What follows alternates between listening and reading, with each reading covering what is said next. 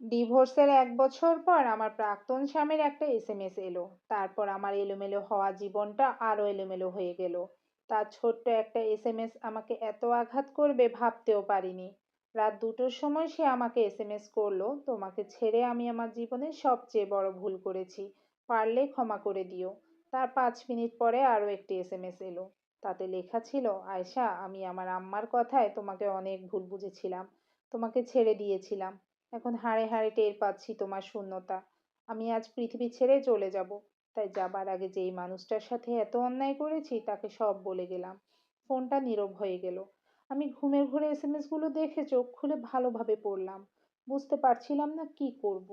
মানুষটা ডিভোর্সের আগে বলেছিল, তুই আমাকে কখনোই কল বা এসএমএস দিবি না। সুন্দর একটা সংসার ছিল আমার। ৮ মাসের সংসারে বাচ্চাও এসেছিল পেটে। কিন্তু তারই আঘাতে বাচ্চাটা রাখতে পারিনি। পরনারীতে আসক্ত স্বামীকে সঠিক পথে আনতে অনেক অপবাদ শুনি। শাশুড়ি তখন ছেলের পক্ষে কথা বলেছিলেন। এক রাতে পরকীয়ায় বাধা দেয়ায় আমার পেটে লাথি মারে। তাতে আমার ২ মাসের বাচ্চাটা নষ্ট হয়ে যায়। ব্যথায় ৩ দিন ছটপট করার পর হসপিটালে নিয়ে যায় আমাকে। আমি তখন বুঝে গিয়েছিলাম এই সংসার আর করা হবে না। আমি চলে আসি বাবার বাড়ি। তারপরে অনেকভাবে তাকে খুশি করে তার কাছে ফিরতে চেয়েছিলাম। কিন্তু সে এত বেশি ওই নারীর সাথে মিশে গিয়েছিল যে সে আর আমাকে সহ্যই করতে পারতো না। অনেক কান্নাকাটি করেছি, কিন্তু কোনো লাভ হয়নি। তার মন পেলাম না। পেয়েছিলাম ডিভোর্স লেটার। তারপর সে ওই মেয়েকে বিয়ে করে নেয়। মেনেই নিলাম, আমি সুখ দিতে পারিনি তাই চলে গেছে। তাহলে এতদিন পরে এরকম মেসেজ কেন দিল? কেন দিল?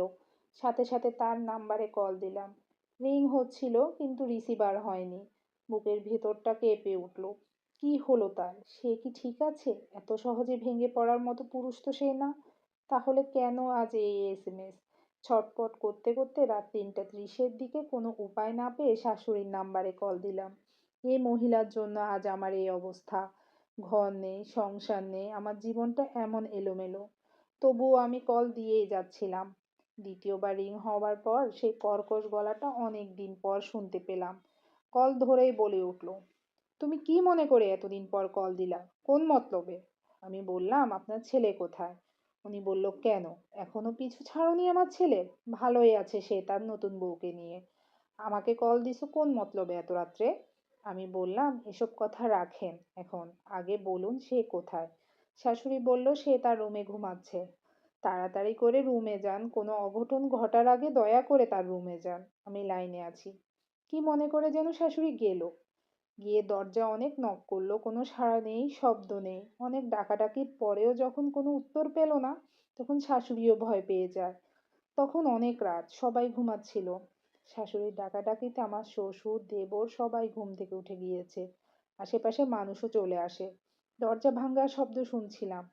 তারপর দরজা খুলে একটা চিৎকার শুনি আমার শাশুড়ির। বাবারে, কি করলি এটা তুই বাবা? বুঝতে আর বাকি রইল না সে আর মেয়ে। সকালে আলো ফোটার আগে তার বাড়ি গেলাম। বাড়ি ভর্তি লোক। পুলিশও এসেছে। নতুন বউ তার বাবার বাড়ি ছিল, সেও এসেছে। চোখের সামনে দিয়ে তার দেহটা পুলিশ গাড়িতে করে নিয়ে গেল। কি অদ্ভুত বিদায়! আমি তো তার এমন পরিণতি চাইনি।